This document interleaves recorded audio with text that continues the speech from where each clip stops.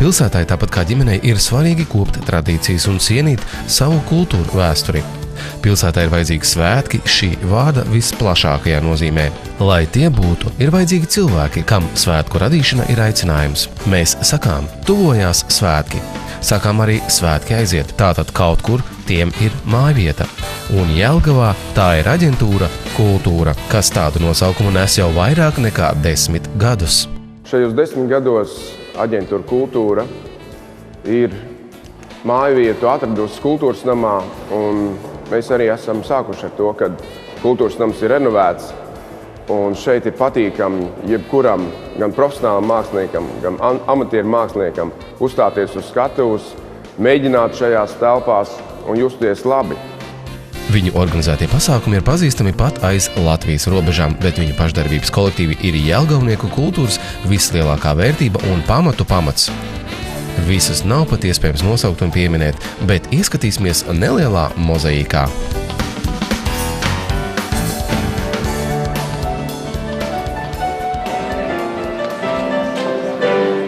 Pateicoties latviešu teātra tēvam Ādolfam Alunānam, Jelgava ir visas Latvijas teātra šūpulis ar ļoti senām, stiprām saknēm.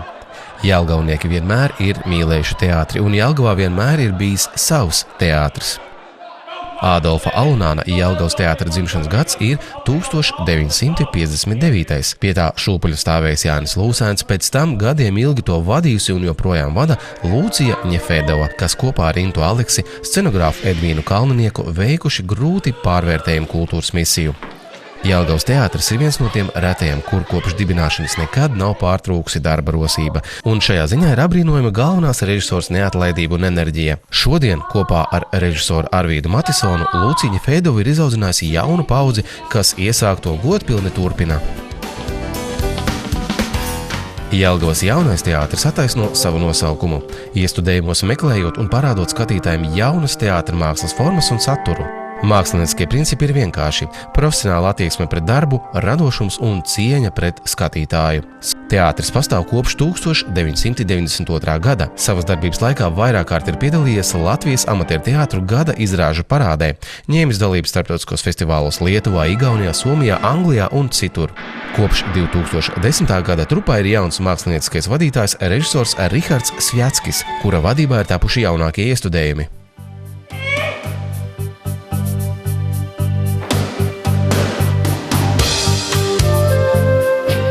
Ir labi, ja klīstot pa šo pasauli laika pa laikam, varam uziet uz saliņas, uz kurām atskatoties prātā nāk tur pavadītie mirkļi. Sirds tad pielīst ar pateicību, ka tu tur esi pabijis.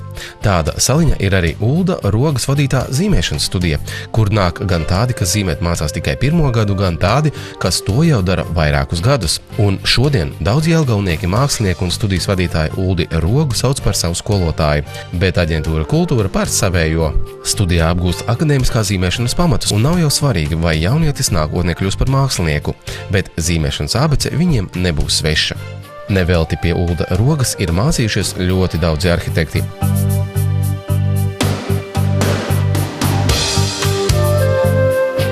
Jelgavas tautas gleznošanas studijas pirmsākumi meklējami jau 1956. gadā, kad pirmie amatieru mākslas entuziasti Jelgavas vēstures un mākslas muzejā sapulcējās pie mākslinieka Hugo Jakobi. 70. gadu sākumā studijas darbs tika turpināts pilsētas kultūras namā, gleznotājas toreizējās jelgavnieces Silvijas Meškones vadībā. Savukārt vēlāk citu gaisotni studijā ienesa Visvaldis Garokalns, spilgts akvareļu mākslas pārstāvis un veiksmīgs organizators. 1983. gadā studijas vadību pārņēma jaunais mākslinieks Ivars Klapers. Pēdējos gados kopā ar viņu studiju vada Anda Kalniņa. Šodien viņa vadībā studijai piepulcējušies daudzi jaunieši, gan tādi, kas zīmēšanu iepriekš mācījušies pie Ulda Rogas, gan bijušie mākslas skolas audzēkņi. Jelgavas kultūra ir tik krāsaina un spilgta, cik patiesi ir prieks pašu darītāju sejās. Krāsu lokā starp lietus mākoni un sauli mirdz dardedze. Tautas lietišķās mākslas studija Dardedze. Dažāda gada gājuma, dažāda rakstura, dažādas dzīves pieredzes un ar dažādām gaumēm ir pašas audējas, bet visas viņas kopā tur jau ir vairāk kā 35 gadus. Studiju vada Ingrīda Ozolniece. Krāsu salikumu un dzīvu krāsošanas prasmē Ingrīdai Ozolniecei nav līdzīgas visā Latvijā. Lielu atzinību iegūsi viņas grāmata Pamatraksti.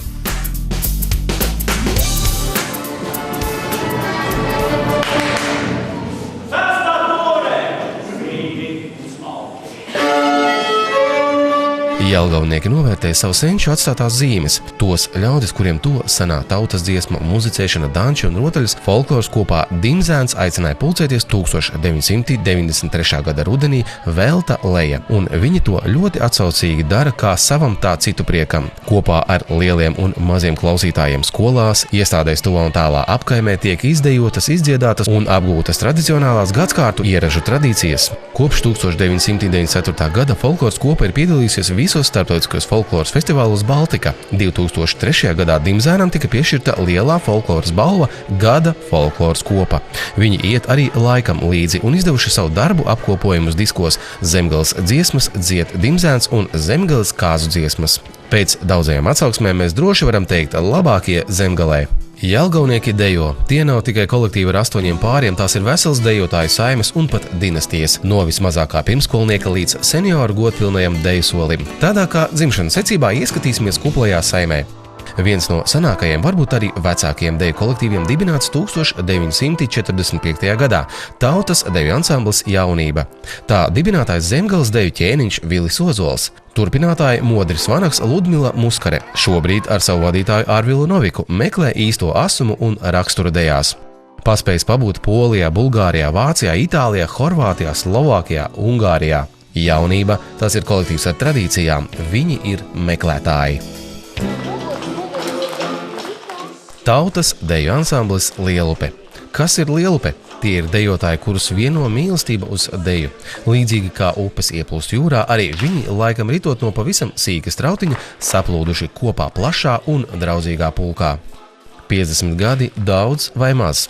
No vienas puses jā, jo tik daudz padarīts. No dažiem pāriem 1959. gadā izauguši līdz daudzskaitlīgam sastāvam. 2005. gadā noticis pavērsiens ansambļa darbībā, izveidots jauniešu sastāvs, kurš 7 pastāvēšanas gadu laikā sevi ir veiksmīgi apliecinājis. Kopīgiem spēkiem pusgadsimta garumā izdejotas gan etnogrāfiskas, gan oriģinālas skatuves dejas, apbraukātas daudzas pasaules valstis. Tālajā 1978. gadā bijušajā rajona kultūras namā dejas patrons Vilis Ozols sasauca kopā toreizējos Latvijas Lauksaimniecības universitātes mehu puišus un ekonomistu meitas, lai veidotu jaunu studentiski azartisko deju kolektīvu Diždancis. Savu enerģiju un radošo garu kolektīvā ielika Uldis Ozols, Anda Zeidemane. Šodien šo studentisko garu uztur un uzlādē Ieva Karele. Vismīļākās, protams, ir ātrās, iestrās un joku pilnās dejas. Bet 1980. gadā savu ritumu uzsāka tautas deju ansamblis Ritums. Kolektīva dibinātāja tik daudzu jelgavnieku iemīlētā Māja Sālzirne. Ritums – tas ir būt kopā ar tiem, kam dejot nav pienākums, bet vaļasprieks. Deja ir īpašs veids, kā paust prieku un savu esamību, būtību. Ilgus gadus kolektīvu vadīja Anda Zeidemane, bet šobrīd ritēt deju solim palīdz Laura Grīnberga.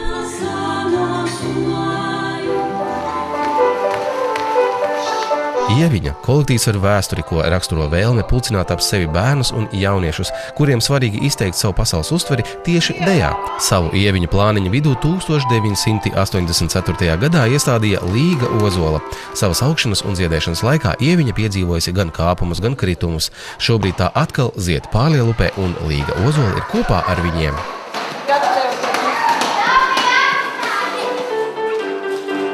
Kā jau teicām, dejo gan lieli, gan mazi, gan jauni, jo dejojot vecs nevar justies.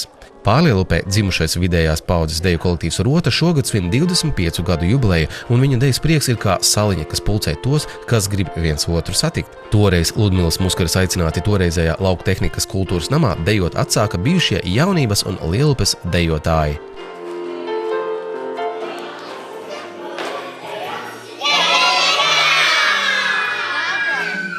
Kā redziet, tik pa laikam radīs kāds jauns deju kolektīvs, un tā arī 1995. gadā.